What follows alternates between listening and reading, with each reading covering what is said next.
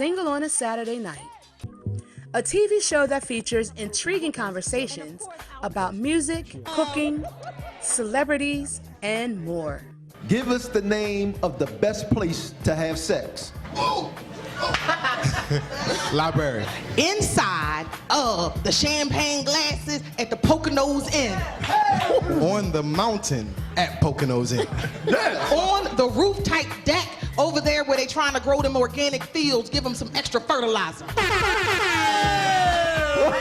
This show reaches men and women that are single and looking for a positive outlook. This is 30 interviews in 30 days, and day 8 is DJ Kool. It's actually Throwback Thursday. It was kind of set up that way to be that way, but I want to go take it back in time. You are legendary, like Thank literally you. legendary. Thank you. You have stood the test of time, and let's talk about the beginning, how you got started, and what that was like. Okay, I've been a DJ for well over 40 years. Probably 42, maybe going on 43 years now. I started 1978. I was a mobile DJ from 78 to 79. I started in nightclubs in 1979 with a place called the Paragon 2 that used to be on Wisconsin Avenue in Georgetown, which is Northwest DC. And I played in all the top urban clubs from 1979 all the way up to 1996.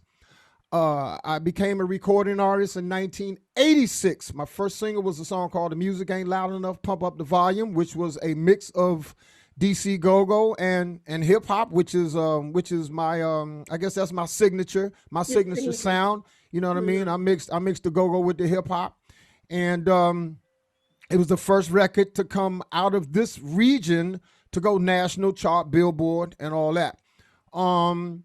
And I've had several singles from 1986 all the way up to 1996 that charted Billboard.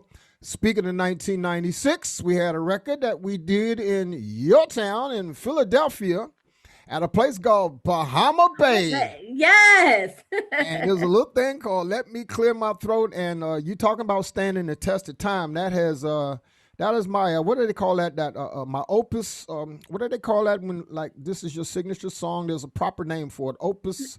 Opius? I don't know, but I know what you're talking about. You know what I'm talking about? Okay, I'm gonna have to research that word again. But yes, that is my signature song. And thanks to, the good creator, for blessing me with that idea. And thanks to all the people of Philadelphia for embracing me and everything. Big shout outs to my management. My everything, Walt Reeder Jr., Big Block Entertainment. Walt Reeder Jr. Yes, we're going to stick there for 1 second. Yes, thank you to Walt Reeder Jr. Throughout the years, throughout day one, he has been my mentor, literally, he has helped me since day one. So for you, that's, I really wouldn't know you if it wasn't for Walt Reeder Jr. So thank you to Walt Reeder Jr. He's the #1 booking agent in the world. Big Block Entertainment. I just got to put that out there. That's Block a fact. Entertainment. You did not lie when you said that. That is a fact. That he's also the #1 artist manager, business manager in the world, in my opinion. And I think I got a pretty good opinion. I've been around long enough to know. Yes, you got a great opinion, because I want to go back from that, your song, which is your signature song, but I want to go into the technical, because I am not a DJ, right? Because I am not an artist. Mm-hmm. I see that DJs do the artistry thing. So were you a rapper? And did you want to be? Would you consider yourself a rapper, entertainment? How did you put that all together? I can do both. My influences, my early hip hop influences were Melly Mel, as far as being an MC is concerned. As far as being a DJ is concerned, there's a local person here named Maniac McLeod. He was my first DJ, my first influence as far as a DJ is concerned. On the national level, Grandmaster Flash would be my first DJ influence. So I am what you would call a hybrid. You know what I mean? I'm MC / DJ. You know what I mean? If you listen to some of my earlier songs, I'm doing songs that have 16 bar verses. You know what I mean? That's the normal arrangement. That once again, song like Music Ain't Loud Enough. 316 bar verses, hooks and all that. When you get to the later songs, starting in 1994 with a song I had called 20-Minute Workout, that that one right there, that was more of, oh my God, this phone, God bless, stop it, please. I know everybody want to talk to DJ Kool. I'm like, stop it right now. I'm trying to, you know what I mean? Those songs feature more of my MC side, meaning the party rock side. You know what I mean? So I am in the lineage of people like, I don't know, Lovebug, Starsky, DJ Hollywood, Grandmaster Caz. You know what I'm saying? They are your DJ / MCs, but I am a DJ first. If you had to put it in any type of order, that's why it's DJ Kool. You know what I mean? So yeah. Do you go in the actual studio? Do you produce, like do the music, or did you have producers? Everything. I do everything. You myself. did the music, all the production. So you talking about everything. I write it. Well, first of all, it starts here in this crazy thing right here in my head, and then I actually write everything out. I arrange everything, and I physically produce everything. Produce, that's talent. That's extreme talent, and I think it's amazing. So let's get to the everybody knows, let me clear my throat. But I know I told you I can't sing, but I should be lip syncing. But I got you, baby. I got you. So let me clear my throat.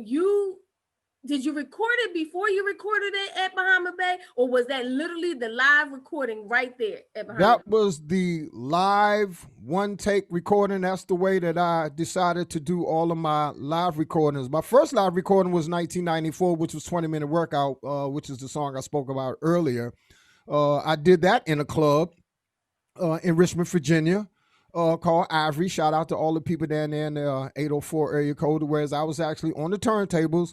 I had 2 copies of Dougie Fresh, I'm Getting Ready, the instrumental version, which was produced by Rare Essence, one of our classic DJ go-go groups here. And I'm actually cutting back and forth. I'm playing the songs, just holding the beat while I'm on the mic, and the crowd is out there, and we going, and I just had my guy just record everything. So we pretty much did the same. We used the same process when I did the Let Me Clear My Throat recording. The only difference is they recorded the live performance, whereas I'm out on the stage. My DJ behind me, and we're doing the actual show. Walt booked the show for us up there at Bahama Bay, and nobody knew that we were going to record. And the audience didn't know we were recording. You know what I mean? So I just had the mobile, the people that were actually doing the actual recording. I say, look, I'm gonna count to 3, and I want you to press record. And the rest is history. And we just did it in one take. I always do these songs in one take because I'm trying to catch the natural energy of the audience. You know what I mean? Wow. I mean, what was it? 50,000. I get this in one take, but that's what you do. One take of recording, and this recording sold out how many? What was the actual stats on that? You know what? That's a very good question.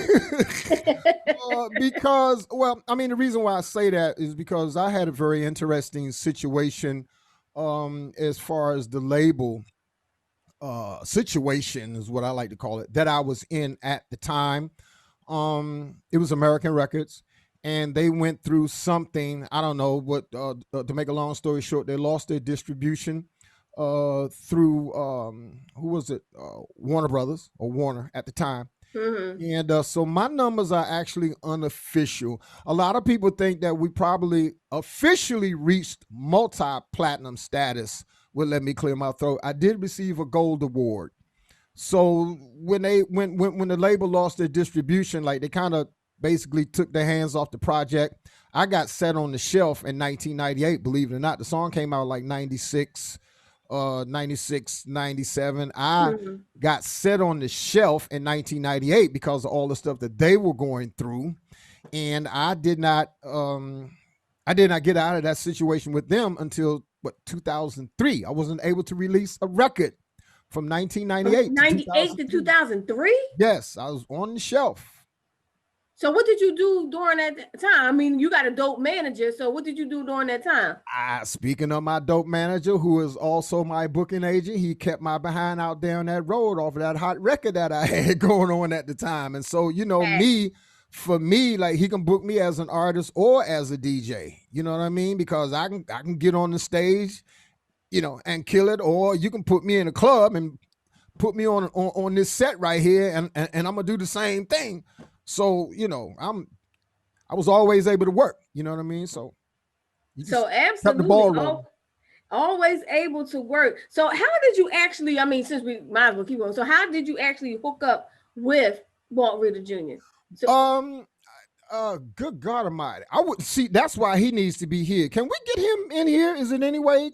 Yeah, he has the link. Walt, let me text him. Yeah, tell him to get his body in here right now so he can help me tell this part, because there's so many parts and levels to that. While we're waiting for him, and we're going to talk about how he hooked up with Walt Reader Jr.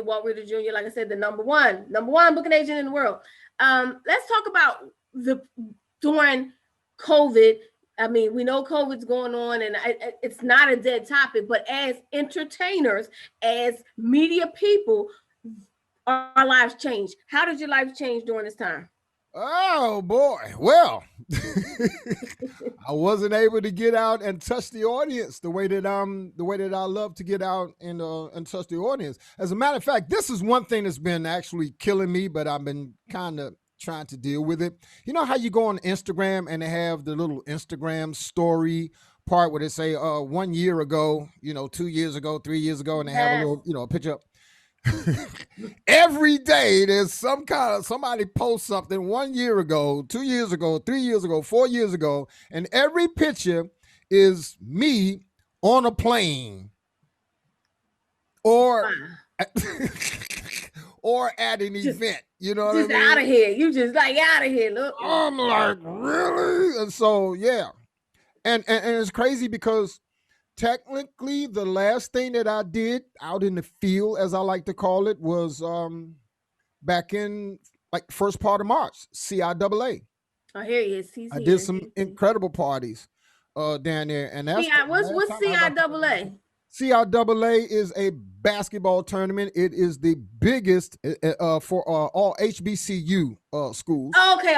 Yes, and they do it in Charlotte every year. I've done it for the past 13 years that it was in Charlotte. It is incredible. The parties down there are absolutely nuts. Like, I normally average anywhere from 7 to 8 parties every year, but my day parties, I have 2 signature day parties that I was doing. One on Fridays and one on Saturdays. I had a place called Coyote Joe's that we used to do the Friday day parties at. We averaged anywhere from 5,000 to 6,000 people at that party. My Saturday day party was another place called, the event was called the Lottie Dottie Day Party. All this stuff. Day party. Yes, because this is more so about your 80s and 90s hip hop. You know what I mean? So the thing at Coyote Joe's was more so DJ driven. It's always myself and an opening DJ.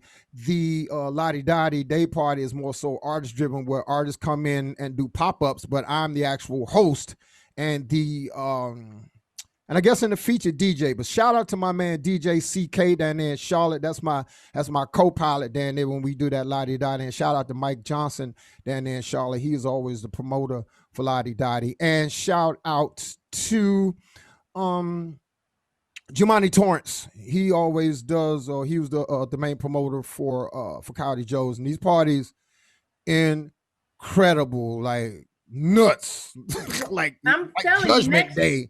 Next year, I want to be a part. I want to be on the fly because you know what? I have clients in Charlotte, TGI Fridays. Yes. Charlotte on WT Harris Boulevard. Yes. So Fridays is my client, and I could have gotten that hookup and then been out there with y'all, and then maybe we could have, we could have done the whole thing. Hey everybody, it's your girl, Shelly Shell Williams, producer of Single on a Saturday Night. Thank you so much for watching right here on Philly Cam. If you are single on a Saturday, Sunday, or single every night, text word on the street to 22828 for your chance to win our official Single on Every Night t-shirt. So text word on the street to 22828 for your chance to win a free Single on Every Night t-shirt. And you keep watching Single on a Saturday Night right here on Philly Cam.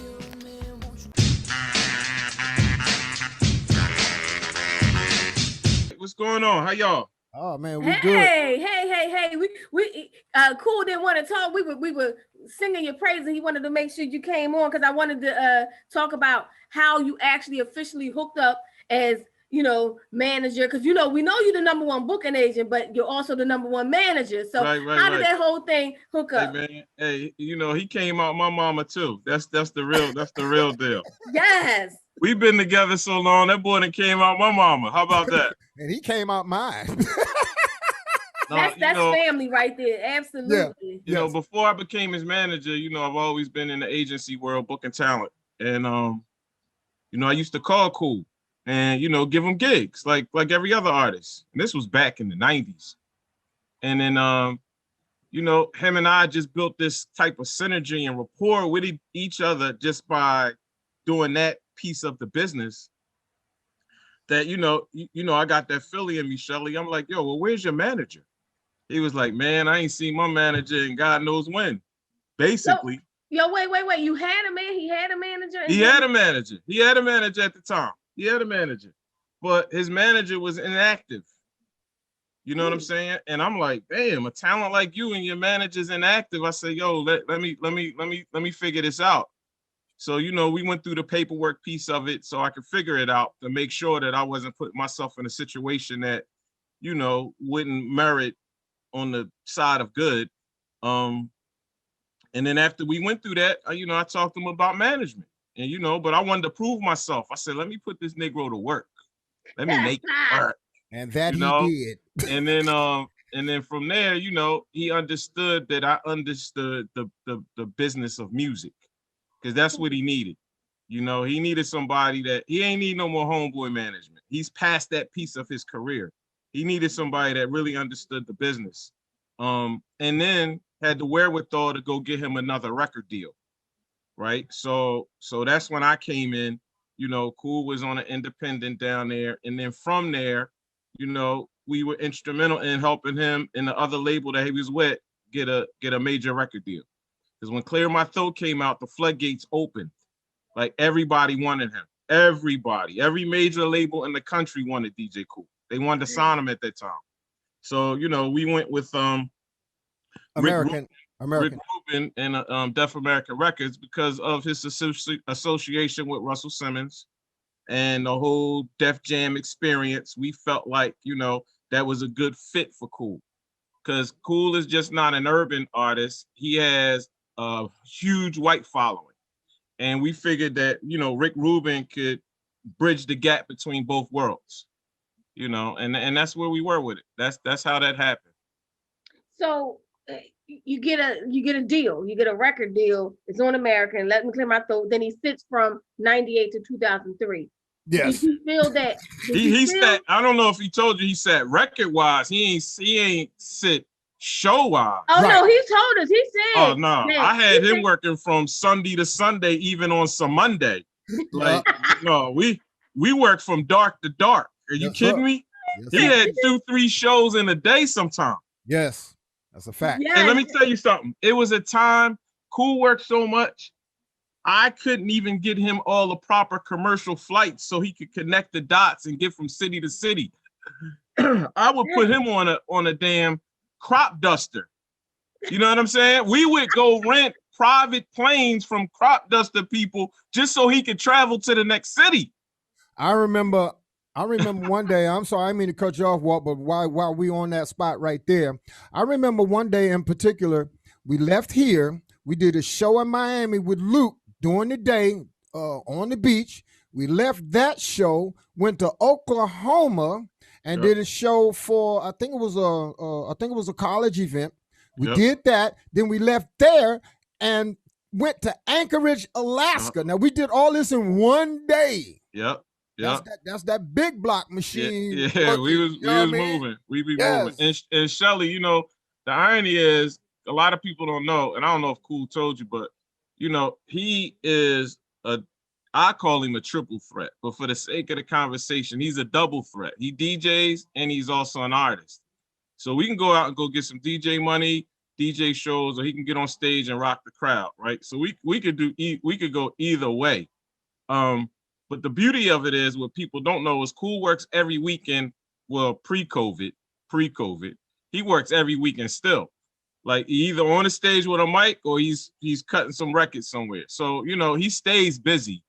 And I like to say, we just been blessed that way. I don't want you to think that we are, special than others or something out of the osmosis that happened. You are special. We are blessed by God, and we realize that we are still able to grind and work every weekend doing gigs across the states. That's just it. Facts. That is fact. So how about this? COVID hits, right? We're here, we're doing this. Is there a way to parlay this into something that you don't have to go all over the place, but you can make money by being the brand or being that person? Is there a way to do that? I mean, I understand you want to go all over the world, but I'm saying COVID hit. What's the pivot like? Did you pivot? Well, you see him now. We doing it with you. This is part of the pivot. Everything is virtual. We Kool and I are now in the streaming business. So, you'll be seeing him on his own platform, streaming and doing parties across the country, on that platform. That's just where he is right now. You see his green screen in the back. He got it set up. He got people that can move in back of him. Like we got it figured out. We from Philly. Come on, man. Hey, I know. We just want to educate people. My goal is to educate people on business. I'm a business person, so that's right. I like to educate people on not thinking in one side. You can do other things. Yes. This is how you can pivot. This is not the only way you can do things in life. Right. So let's pivot. Let's do what we got to do. Right. And Kool, being that he is based in DC, go-go is his roots. A lot of people, we've traveled the world. A lot of people don't understand go-go like we do. Philly does because we're so close to DC, but across America, they don't. But I said that to say that this boy got the baddest Monday night go-go show ever. ever. And, he's true to his homeland of DC. You know what I'm saying? So he stays in that pocket. When he comes out of that pocket, we know him as DJ Kool, the hip hop artist. When he come to Philly, they want to hear Lil Go-Go, but they want to hear that thing Clear My Throat and anything else that he's made that's in that hip hop vein. But Kool is so tied to DC. You see his hat, right? Yeah, he's so tied to DC that I would like for him to do an all hip hop joint. But DC is where he is. That's where he represents. He will always do that until Jesus calls him home. So he represents his hometown to the fullest.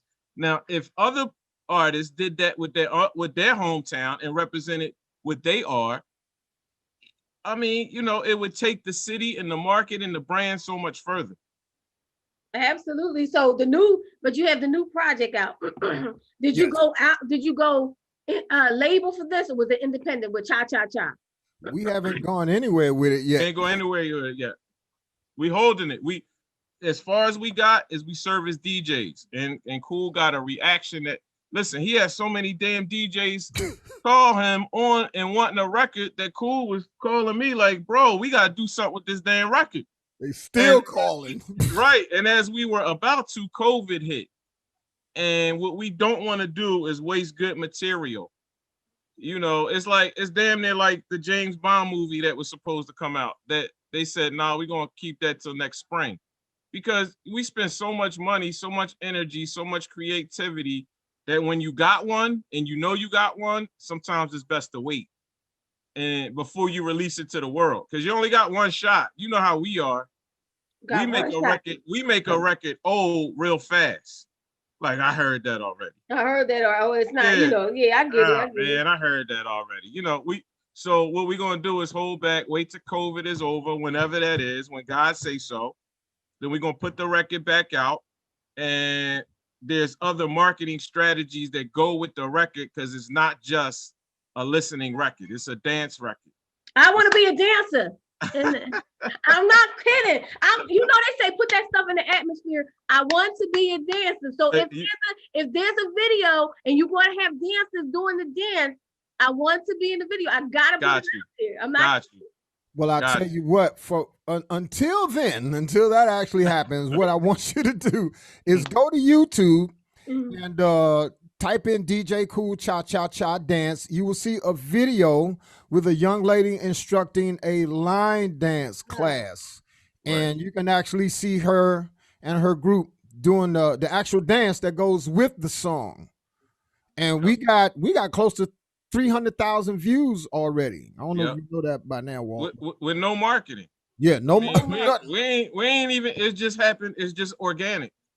We ain't kill it. We ain't push it. We ain't push the button yet. We just put it into the atmosphere, and the response was crazy on the record. So I'm not gonna waste a good record on Kool. I'm gonna wait till next year. We're gonna put some money behind it, put some marketing behind it, put it out to the wolves, and let it go. That's it. I can't wait.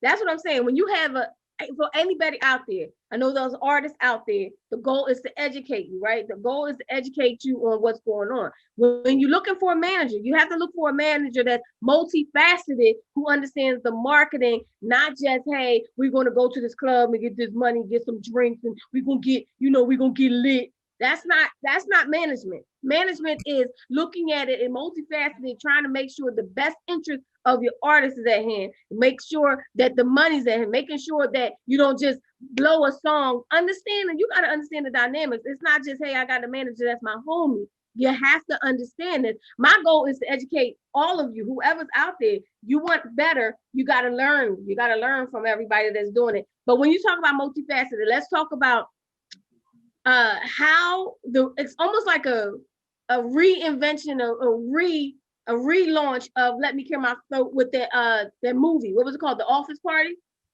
Office Christmas Party. Office Christmas Party. Yes. How did that? I mean, to me, it felt like you just came out and it was new. I know we know you, but it really felt like you just came out and the world just is there. So how did that come about? Go ahead, Walt. No. I just agreed to everything. Okay, so this is another one of those management things. The management, definitely. Yeah. So early on, I made sure Kools Publishing was intact and that he owned the licensing for his records. Yes. Right? Did you hear that? Say that one more time, please. Please say that one more time. Early on, I made sure Kools Publishing was intact and that he owned a good percentage of the licensing for his record. Okay, because there's samples involved in the music and all of that, so we got to share a bit. But this was prior to 360 deals when they were trying, and Kool and I had this conversation all the time. We just made the cutoff for the 360 experience, right? Because that's something I'm not really a fan of, and that's a whole nother conversation. It is what it is. We get it. But I made, like, when I took Kool's career over, I needed to make sure that I knew how, because again, we from Philly, right? So I understood what publishing was and licensing was based on how Kenny Gamble and them moved. Like Philly International, they own all of their stuff, right? So I'm like, and these guys are millionaires off their own music, right? So I said, damn, well, when I get the opportunity, one of the things I need to make sure is that the artist controls their publishing, owns a great piece of their record, because I know, especially when we don't call Clear My Throat a record anymore. We call it like an anthem. It's a national anthem. Anthem, yes. It's played everywhere, right? Mm-hmm. So, but I needed to make sure that his publishing and licenses were intact. So when future business comes, which a lot of cats don't understand that piece of it, Kool tours around the world, but we also have a lifetime brand with Clear My Throat that people use the music all around the world.